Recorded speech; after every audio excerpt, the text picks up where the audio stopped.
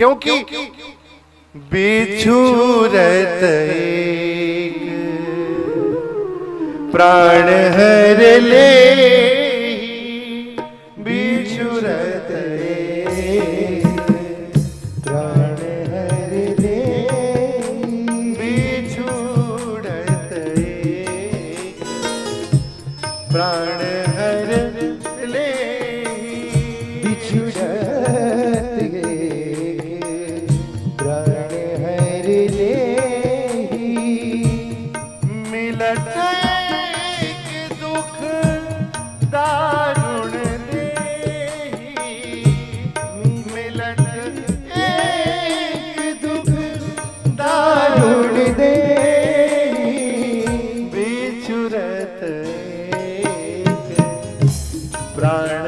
हर ले, बिछुरत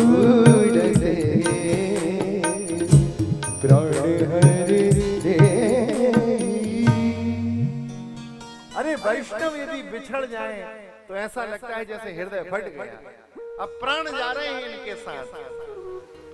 संत जाने लगे व्यास जी में अधीर हो गया, चरणों में गिर गया, अब मैं भी आपके साथ चलूंगा, जहां जाएंगे मैं भी ले चलूंगा।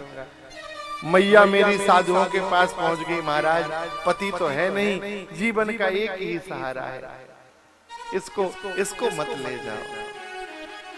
हम आपसे एक निवेदन करें, बिल्कुल हृदय से कह रहे हैं, एक तरफ भगवान गरुड़ पे बैठे खड़े हो और एक तरफ आपकी मैया खड़ी हो जिसने आपको जन्म दिया है।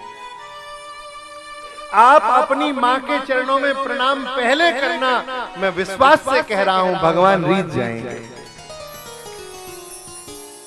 आप अपनी मैया को उनकी सेवा कर लेना, ठाकुर जी जल्दी रीझ जाएंगे। और जिसके घर में माता पिता दुखी होते हो, वहां कितनी ही सेवा पूजा भक्ति हो, भगवान उस घर से कभी नहीं रीझते। संतों ने नारद जी से कहा, नारद जी आपका पहला कर्तव्य है अपनी मां की सेवा करना।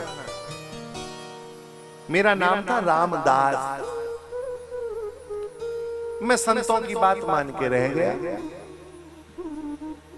मैया को लगा क्या करें, बेटा उदास है, भजन करता रहता है दिन भर।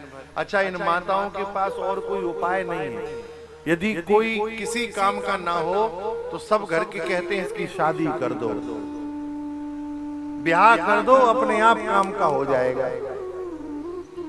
एक ही उपाय है सबके पास, कोई सुनता ना हो बोले ब्याह कर दो, सुनने लगेगा, हमारी नहीं तो पत्नी की सुनेगा, लेकिन सुनना तो सीख ही जाएगा। मैया भी विचार करने लगी। एक दिन एक घटना घटी, मैया गो दोहन के लिए गौशाला में गई, एक सर्प के दंश से मैया की मृत्यु हो गई। मैं भजन कर रहा था, मुझे सूचना मिली, दुख हुआ, लेकिन मन में बाद में प्रसन्नता ये थी कि माँ का शरीर तो एक दिन पूरा होना ही था, चलो अब भजन में कोई बाधा नहीं आएगी, अब खूब भजन करूंगा। मैंने अपने कर्तव्य की पूर्ति की, माँ का संस्कार किया और फिर भजन में लग गया। व्यास जी, ऐसी संतों की कृपा हुई, उन्होंने जो 12 अक्षर मंत्र दिया था, मैंने जब उसका निरंतर गान किया तो मुझे ध्यान में भगवान की छवि का दर्शन हुआ। और उन्हीं सत्संग की कृपा से, संतों की कृपा से मुझे भगवान ने आशीर्वाद दिया कि जब अगली बार सृष्टि बनेगी तो तुम मेरे मानस अवतार होकर और श्री ब्रह्मा जी के पुत्र बनकर नारद के रूप में प्रकट हो जाओगे। ये है संतों के संग की महिमा।